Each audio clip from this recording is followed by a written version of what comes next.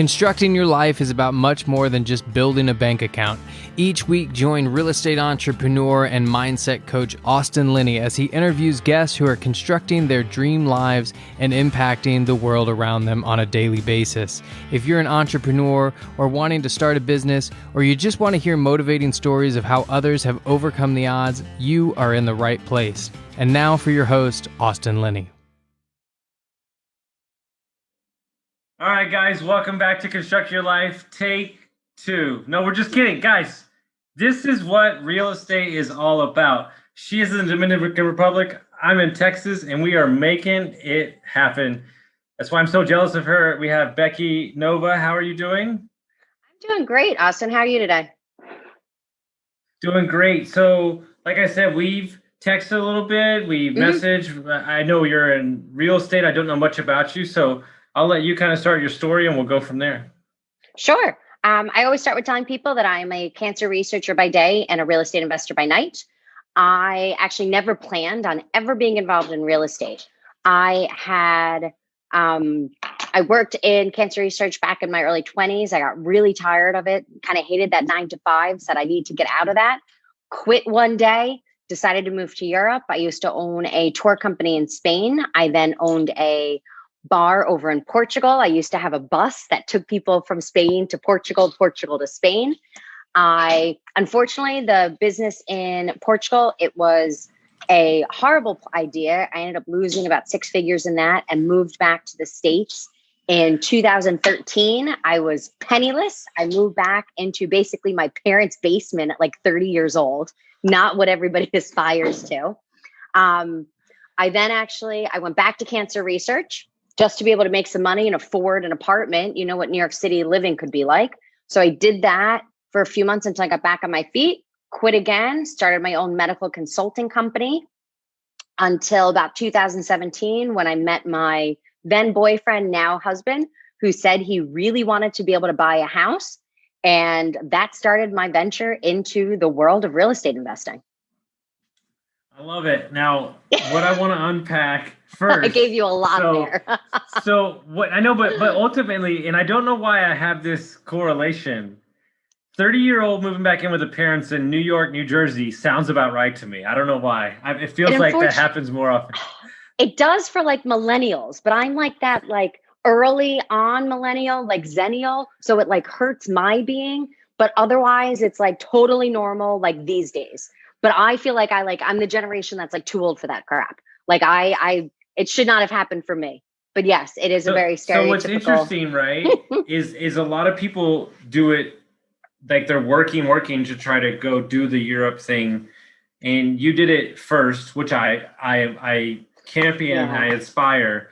Like, regardless of how much money you lost, like, would you ever change that experience? No. Never. Whenever I tell people my story, they're like, oh my God, you must have been like so upset. You must have been like crushed. And I was like, no, I lived in Europe for years. I taught Europeans and Australians how to play beer pong. I mean, who could change that experience? No. Yes. I love it. And so when you went back and you got a job, one of the scary things in the beginning is you're working for a company, which is a safe job. And then you said, I'm going to go start my own thing.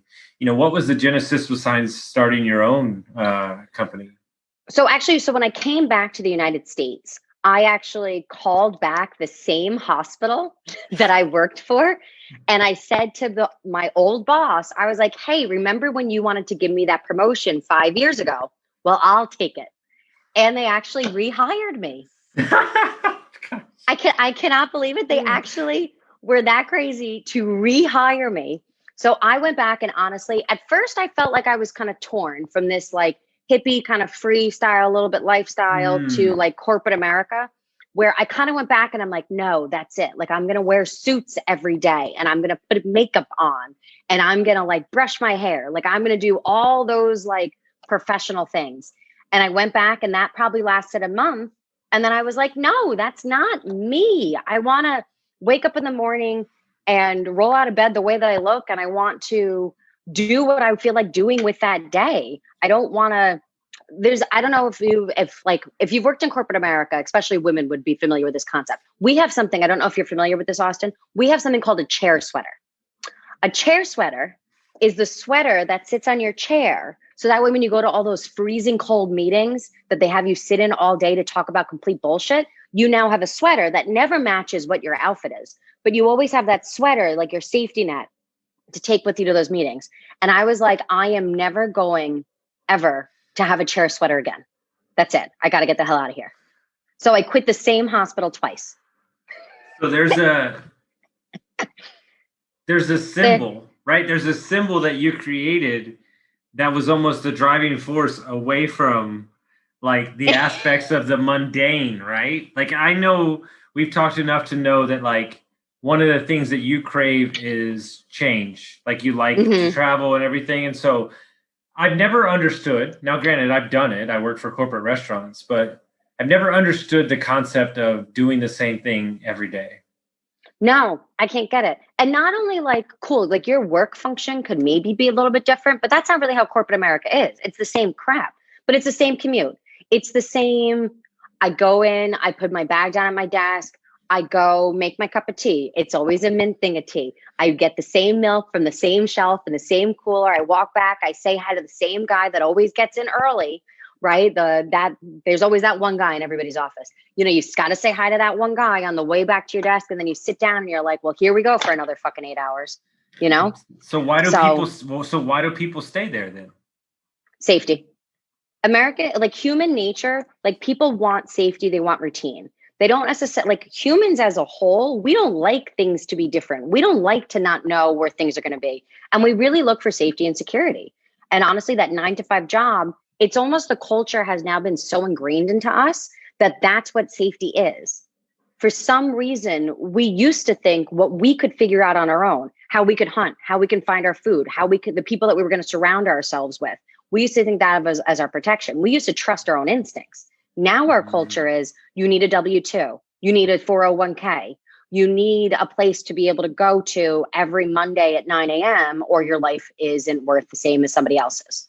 Well, I don't even know if you want to get this deep, but you know, maybe we'll talk about real estate. But it's interesting because what I'm studying and my girlfriend's teaching me, we have no longer we don't even trust our own bodies. We don't. Like we don't even like this thing that we're walking around with. That's the most important thing. And we're full of 70% water.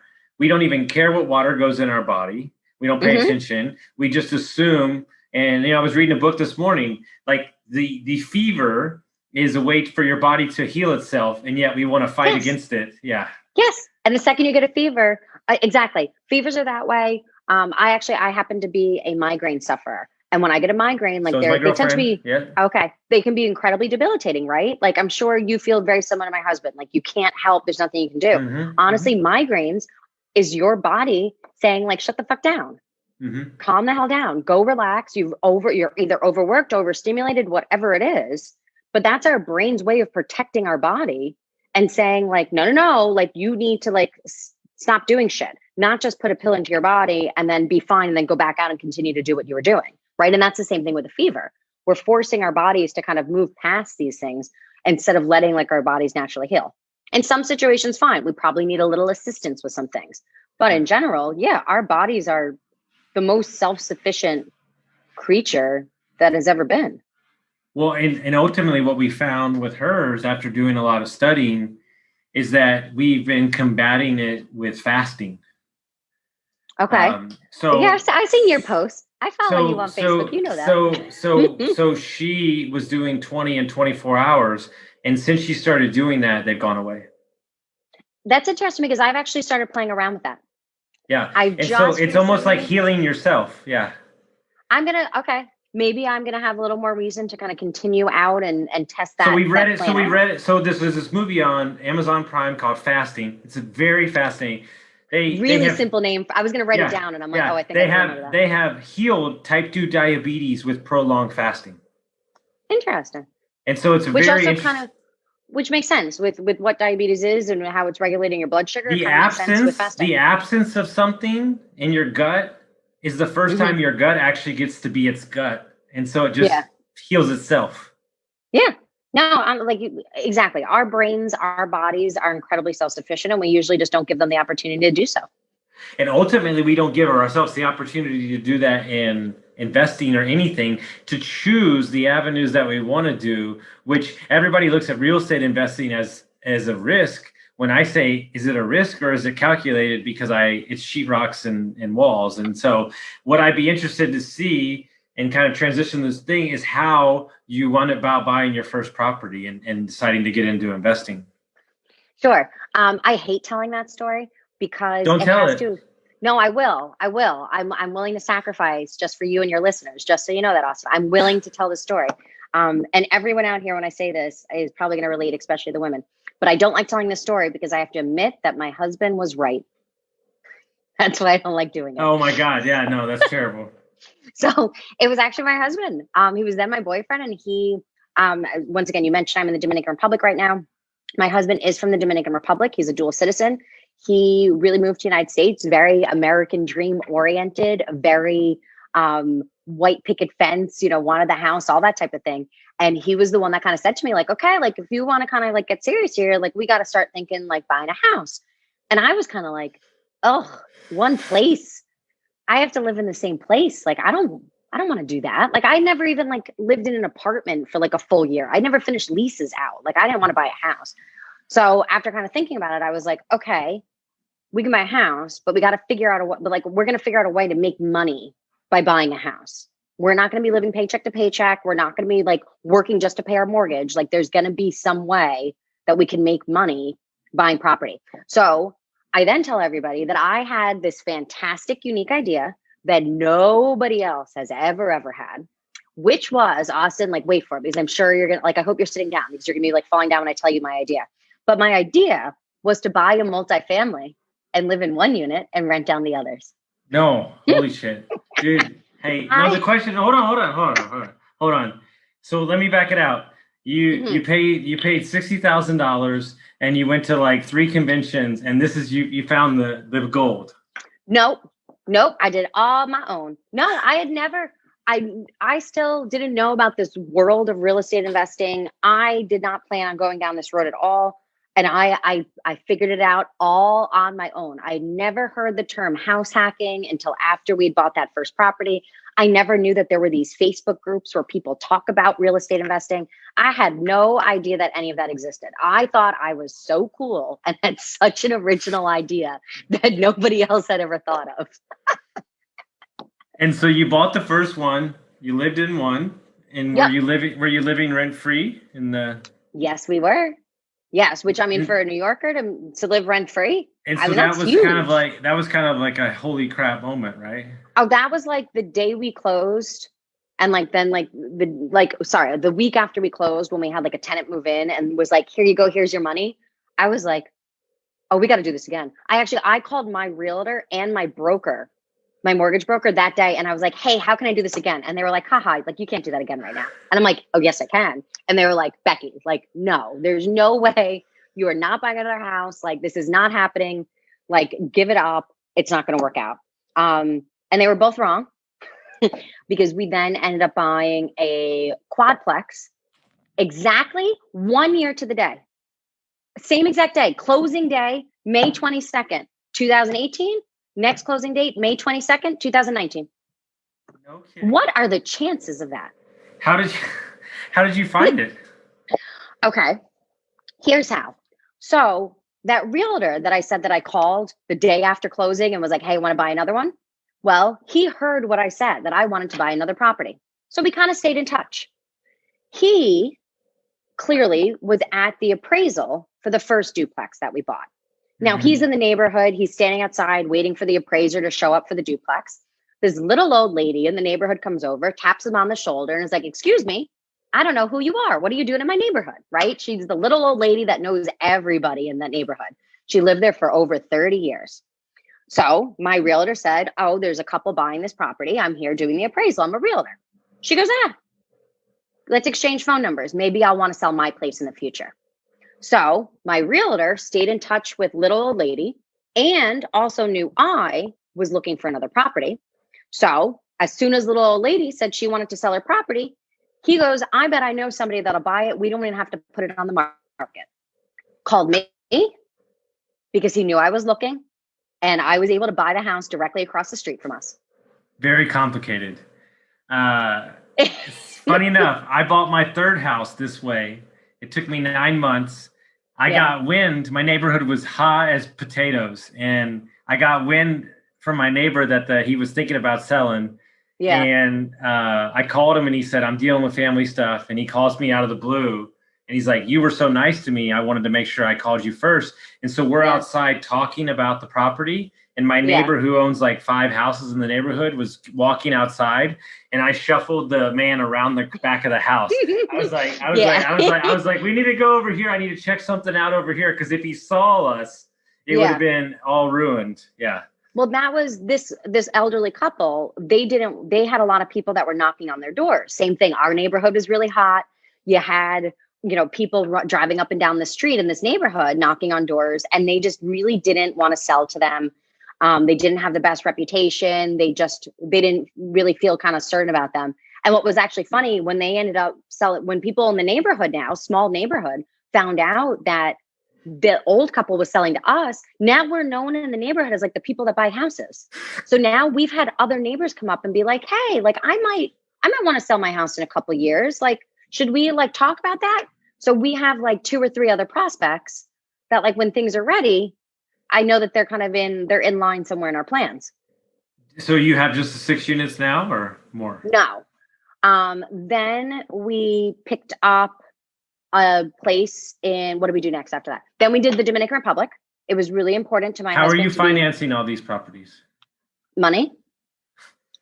You're such a fucking New Yorker. I swear to God, you smart ass. I knew that we'd get along. So I know too. No, but that's everybody's fucking question. I will go into it more than that, but that's the answer, right? Money. So it's just, but your question should be, where should I get the money? This is all from your job?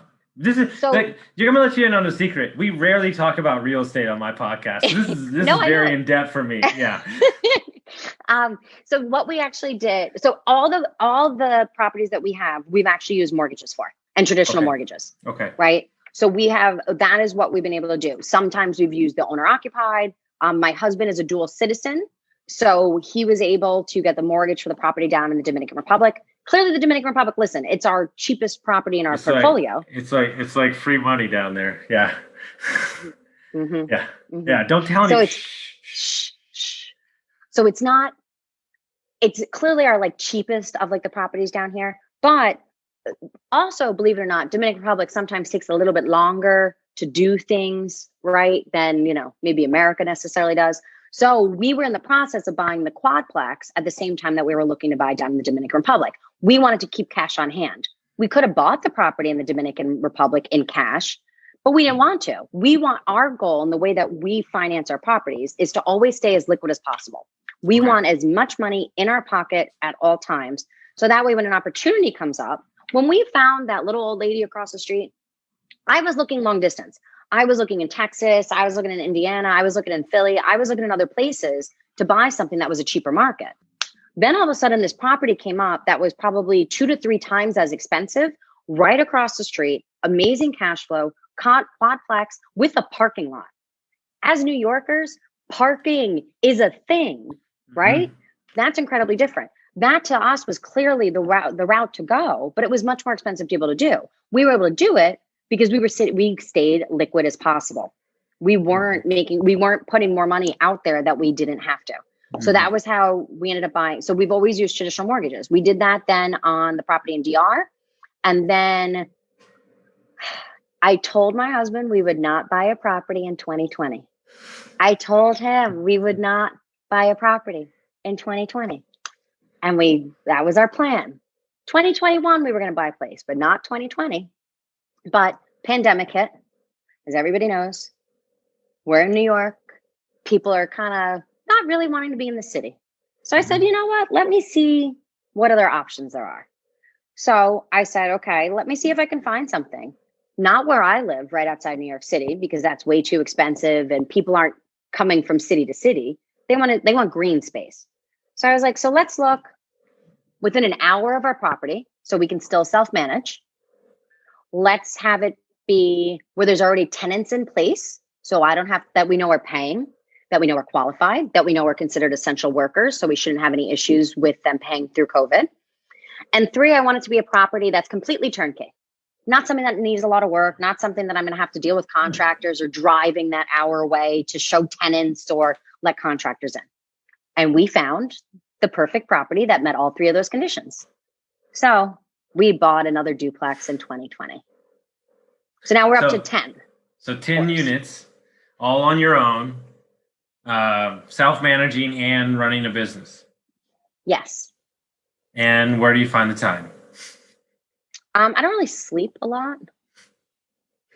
No, seriously. I mean, because ultimately you have a vision for your life, and you're in a crisis to get there. Well, I have no problem doing work, but I also believe in putting in systems, right? You have to have organization. You have to know like kind of your system in place. I know that if I buy a bunch of properties now, I can't just go and retire and be in the Dominican Republic like I am now. I can't do that today. This is a test. My husband and I are living down in the Dominican Republic for the next 5 weeks, testing out how is self-managing our properties in New York from here, because we put systems in place over the past 2 years. So we're going to try it out for the couple weeks. And then the idea is really to be able to extend the time down here where I never have to see snow again. Mm-hmm. I would love to do like 6 months, that type of thing. But really, all I want is to be able to have that choice. If I want to be in New York today, I'll be in New York. If I want to be in the Dominican Republic, I'll be in the Dominican Republic. It's all about that choice. So I understand that I have to maybe sacrifice and be tired right now. And we have to work long hours. And sometimes date night is talking about whose toilet needs to be fixed. I understand that those sacrifices kind of have to be done because I see where my greater good is. And I see that I will be retired from my corporate job. I can actually retire today if I wanted to. But for other reasons, like I'm probably going to keep it for the next 3 years maximum. Don't tell my boss. Mm-hmm. You know, I'm not going to quit there twice, but I'm definitely going to quit there once. But I am okay saying these are things that I need to do right now because I see my greater good. And I think ultimately you have to ask yourself, on what level are you willing to sacrifice to get to where you want to go? And something that I live by is exactly what you're talking about, is that we have to stress test. Like my mentor's favorite fucking thing is like, leave your business for 24 hours and turn off your phone. Yeah. Tell me if it survived, and then I'll tell you if you have a business or a job. Exactly. Yeah. You have to stress test the systems. Okay, that didn't work. That did work. Let me figure it out. Mm-hmm. Like people really get freaked out when I tell them like, hold on, you're gonna manage 5 houses in Montana on a lake. You live in Texas. They're like, I don't. Like they're in the car with me and they're like, come on, what's up? Like you're right, yeah. And I'm like, but I've done it so much at such a scale that it's like, oh yeah, whatever, we're gonna do it. Because and same thing, you have systems in place. You have an organizational process that like is the way that you're able to make things work, right? Mm-hmm.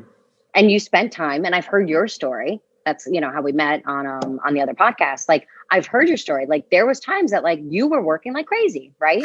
And you had to go through that time to get to where, like, to be able to move forward and kind of get to what's next. And I think ultimately where I am in my life is at different aspects. But here's the great thing, guys. This is what you don't understand. There's people in my life who are in the younger phases of their life who want to do the work and want to get crazy. And I'm very content to give up more of the dollar to get my freedom. Like, exactly. What people don't understand is like, so it just so happens that yesterday, I'm so stressed out right now. I can't even tell you. We have a deal we're supposed to close today or something. And there's these dudes flying in to get it. And we're trying to lock, it's a whole thing. But basically the guy says, come, you got to deal with it. So I had 9 coaching calls yesterday. And so I did 6. And then I jumped in the car, drove for an hour and 45 minutes. My girlfriend drove me. I took the coaching calls while I'm driving. Yeah. Saw the property. Okay, boom, boom, boom, boom, boom. Got back in the car, took coaching calls on the way back, and then took 3 coaching calls at home. And everybody's like, you're fucking crazy. Well, here's the rub, guys. Guess who has no coaching calls for the next 6 days? Me. You sometimes you can stack your schedule, and then you can give yourself freedom on the back end. No, Tuesdays are my podcast days. Yep. I have this is same thing. Like I kind of stack a bunch of things. I do my coaching calls like all on that same kind of day. So like Tuesday nights, that's what I do my Tuesday nights. There's no let's go for a drink. There's no let's go out to dinner. There's no, let's just call and kind of have a chat and check in.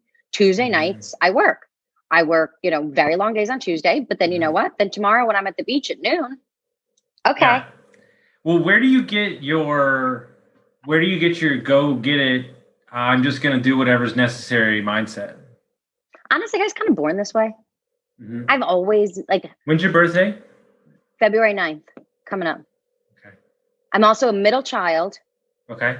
With 2 brothers. Done. So okay. we got some. What did your parents do?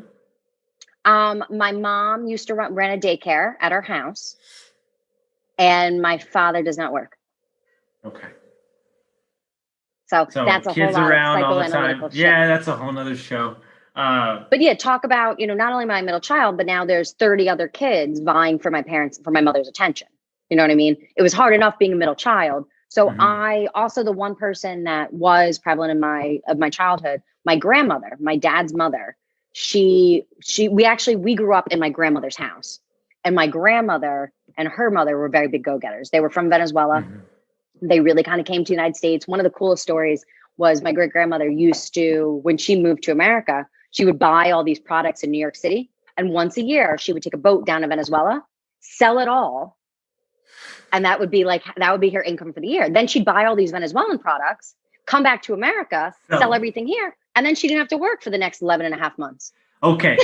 Okay. See, okay. We're going to do something for the audience right now. And I did this with one of the kids, the young kids I mentor. And this is a real life situation. Not saying it works for everybody, but when you put this shit on paper, it makes so much sense. So he's talking to me about I want to get into real estate. I'm getting my license. I want to do this. I want to do that. I've got this job, right? And he's like, I'm like, okay, well, let's map it out. And I was like, so after taxes and everything, he makes $24K. And so I was like, okay, so here's the deal. I was like, if you went and you wholesaled one property on January 2nd for $24K, which is totally doable, I said, you would get back your entire year. And he was like, son of a bitch. And I'm like, yes, it's a real thing. Leverage. Yes. And people need to start to be able to see that. One of I don't know if we had been connected at that time, but there was one of the posts I kind of wrote within my women's group, and then I kind of shared in some other places with some people that I know in real estate. But one of the things that I actually shared was about my husband's journey. As I mentioned, he unfortunately was laid off due to COVID. He had lost his job working in the restaurant industry, and he then was trying to find another job. Same thing happened. That area, then they closed down all their places due to COVID. So he was really kind of stuck and, definitely kind of down in his luck and all that type of thing. And it was so cool when I kind of got to sit down and say to him, hey, babe, listen, I understand you want to work and I want you out of the house too. But look at what we've built in a rental portfolio. You don't need to go do that. And you don't have to just take whatever job just kind of pops up. You can actually do the thing that you want to do because we've built a portfolio in the way that is your income. Was light bulbs, sparkles, shooting stars going over. This is the argument, right? We were just having this conversation today on Clubhouse with a bunch of real estate investors. When you really map out what financial freedom looks like, if you live below your means or you have some assets that are performing, you can get there in 6 months. And everybody acts like it's this whole ridiculous thing. And then you get to a place where you can make a decision that's actually yours. Exactly. I mean, we really got to financial freedom in 2.5 years. In 2017, when we decided to kind of go this journey and actually buy that house, I was completely in debt. I was running my own business that every dollar that I made, I went back into the business. I had a ton of credit card debt. My credit even sucked at that point in time. Literally we're talking 2.5 years later and my lifestyle is completely different. My wealth, my everything in my world is a completely different place. And that's all it took. Just over 2 years. No, it's amazing. And I want to talk about, because I know this is your true passion. Tell me about this women's group that you have and that you coach. I know this is your passion. Yeah, that's really honestly, that's become my passion project out of, well, now I have this real estate investment business. Like what can I kind of do to kind of like participate and help other people to get there? So it was almost a year ago now. It'll be a year in February. I started a Facebook group called Lady Landlords.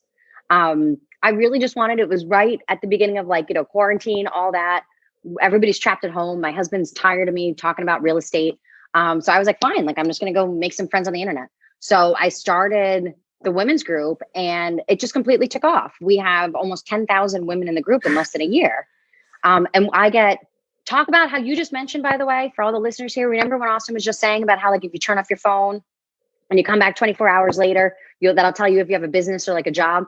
I was freaking out because I was having hundreds of people request to join like on a daily basis. And I was like, oh my God, like if I turn my phone off, like that just wasn't going to happen. But I put a system into place now that I can actually do that. But it grew out of really just me saying, are there other people out there like me that have questions and don't know what to do with this tenant and trying to figure out how to buy the next property? And my answer was clearly, the universe told me the answer is yes. There clearly are thousands of other people, especially women. So now out of that, I create resources based on their needs. So now I've put together a beginner's course. I've put together a like scale your portfolio course. I put together workshops. I put together strategy sessions. I do coaching. I do all of that really out of, I asked the group like, hey, what kind of help do you need? And they're like, hey, I need this. And I'm like, okay, cool. Here you go. Here's your resource. Let's build it. Let's create it. Let's do it. Let's take some action. You're my spirit animal. So I have a kid that I'm coaching who's amazing, and he's out of rehab and he's getting his real estate license. He's a great kid. I'm also training him to be a coach. He's got a couple clients, and he kept coming with like, they're all doing the same thing. And I was like, okay, there's your course. Yeah. And he was like, I don't understand. And he goes, there's your course. They all have the same issue. Mm-hmm. Then you see it over and over again, and then you create that and fix that problem, and then boom, that's it. Exactly. We make it so damn complicated. It's really not that hard. At one point, like, so same thing, like, okay, fine, we're in our businesses, and sometimes as entrepreneurs, we kind of get like a little stuck in our head. And I tried doing something like a couple months ago, and I was like, okay, like, just really wasn't like working out. And I felt like I had talked to somebody that kind of led me down a little bit of a wrong path, and I totally went with it and bought into it. My fault, completely on me. And then I was just like, man, if only there was a way that I knew what my group would want. So I did a survey, and I surveyed about 500 of the women in my group. And then I was like, do you want this or do you want this? Do you want A? Do you want B? Do you want, blue? Do you want purple? And then it was like, okay, then. So now you get A and you get purple. Perfect. Well, my question to you is the ease and the simpleness of, okay, I'm trying to vision out this ridiculous plan, and yet, look, I'm gonna call myself out. I'm gonna call myself out. You have never heard this story. This is not allowed to get around, but I'm a little bit of a visionary, and so sometimes small details are not my forte. Okay, let's just put it that way. So I've got an Airbnb in San Antonio. This was when I was first getting started. The Wi-Fi password on the piece of paper in all the houses was wrong for 9 months. 9 months? 9 months. And I had to like do an extra step to like make sure I sent them the new one. And all I had to do was go in, print out the new one and replace. Wait, it gets worse. And then the lock, there was a lock on the bottom, so they would lock and when they walked out instead of use the keypad. And I had to climb through. I had to climb through the window like 7 times. I still didn't fix it. $25. And so this is before my personal development. So I thought to myself, I was like, these fucking guests. I was like, these are fucking assholes. And then I had an epiphany. I go, wait, people from all different parts of the country with different age groups are having the same problem. Who's the fucking problem? Exactly. Where does the problem fit? Mm-hmm. Yeah. And so that's what I've always adopted now. Okay, if the same thing's happening, whose problem is it? Exactly. No, I completely agree.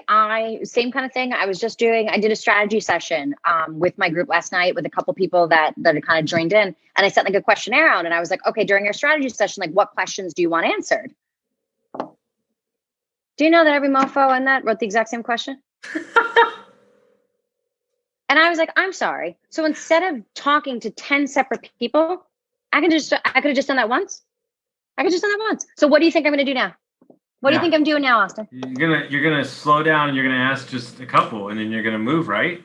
And no, I'm going to first record the answer to that one question and sell that. Okay, so boom, there you go. Okay, dude, I'm telling you right now, what I've been doing the last 3 weeks, because like as my marketing website builder would say, like you're a doer, and then we have to back you out and build it out. He's like, okay, perfect example. When I started with Airbnb, I joined a mastermind, and I had 3. So not only was I working 2 jobs, one was a travel sales job. I was working 90 hours a week, cleaning all 3 Airbnbs myself at like 4 in the morning, 3 in the morning, 10 at night. Oh yeah, all this stuff. I'm saving myself all this money, right? And I had a talk with my mentor, and we did the math, and I was making $2 an hour. And I have been in that same boat where I was like, how much am I getting paid to do this crap? And I'm like, I bet I can find somebody that'll do it for $3 an hour. You know what I mean? Like I was like, and I was responding to the guest, right? And so I got in this mastermind. These guys had 18, 130, and 40 Airbnbs, and they were like, "Hold on." They're like, "Hold on." They're like, "Hold on." You're responding to your guests? They're like, "No." And then they're like, "Wait, you give them keys?" No. And like, so listen. Yeah. Implement. And I go, well, fuck. I mean, I could run 30 Airbnbs now, and just a little conversation. They were like, exactly. Yeah. And so it's like, it's amazing when you get around the right people, how it snaps just like that. Exactly. And how you kind of, sometimes you're right. I'm the same way. I tend to be a doer that like, we just kind of keep going, but we need to sometimes like sit and think and be like, is there a reason that every time someone comes to my Airbnb, they always complain that the internet code doesn't work? I wonder why that is. But you and I are problem solvers, right? Yes. So we automatically just respond back like, oh, well, here you go. Here is what the code is. And we fix their problem. But we didn't sit there and go, oh. We didn't fix the actual problem. We fixed the problem. I feel like I've heard that's before. We fixed the problem that was in front of our face, which is a symptom of us being doers. Exactly. Instead of the bigger issue. It's a blessing and a curse. Yes. Blessing, and everybody has, their pros and cons. My ex-business partner he's been one of the top 3 salesmen at Groupon for 10 years. Oh, cool. Amazing salesman. Amazing. Investor. He has 35 units. He's never seen them, touched them. Yeah. He doesn't care. But he told me something. He says when a customer texts or emails too much, he doesn't respond to them for 24 hours.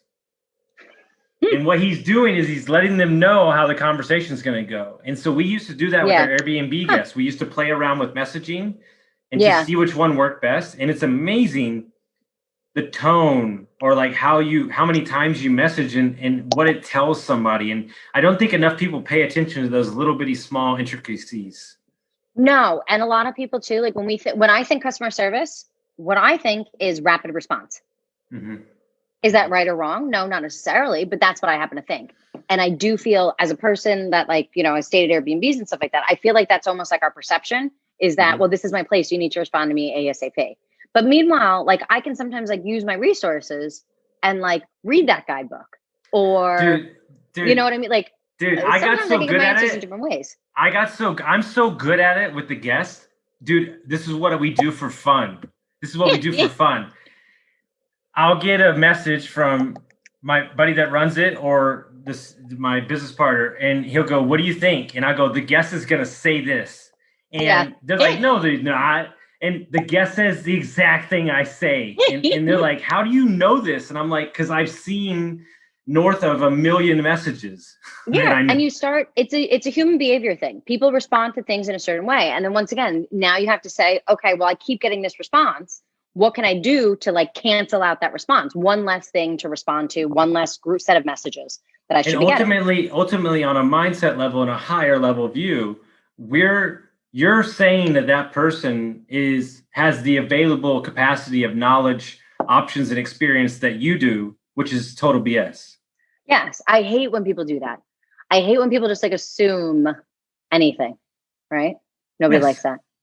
But that's exactly it. Like sometimes like you get so good at predicting kind of like what people are going to ask that you kind of almost forget what that human actually is kind of going through and what they're seeing from their perspective. And I would imagine that and I'm learning as I get finer with my old age. One of the things I'm working on is to let the room breathe.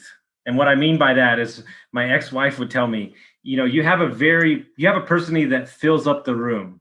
Sometimes it gets a little suffocating. Stuffy. It gets a little stuffy in here. Yeah. That Facebook post that you put today is so perfect because it's everything. And so you have to ask yourself, have we given the coaching client, the guest, have we given to be honest with you, the person that we're trying to buy said asset from, have we given them the freedom and the space to speak on what's actually affecting them? Or are we trying to solve a problem that we don't know the answer to? Exactly. That we don't know the information for. Yeah. Yeah. It's amazing. So if people want to find out more about your women's group and everything that they can do, how would they do that? Easiest way to find me is to go to Facebook and look up Lady Landlords. Watch out. She's simple there. She's like a Mack truck. She's gonna take over the world. I can't wait to hang out with her in the Dominican Republic. So hell yeah. Never been there. Come on down. So it is.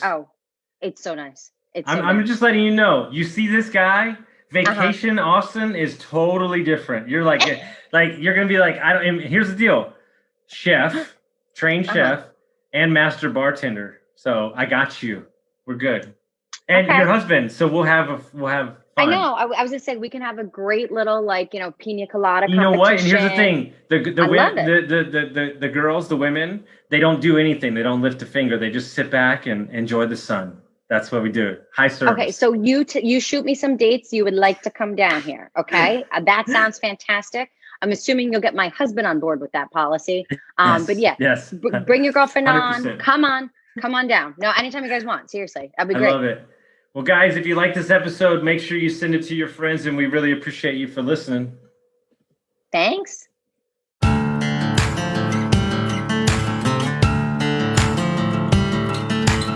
Thank you for listening to Construct Your Life with Austin Linney. If you enjoyed this episode, be sure to rate, review, subscribe, and pay it forward by sharing with a friend. Most importantly, take this opportunity to start constructing your life by taking immediate action on what you learned.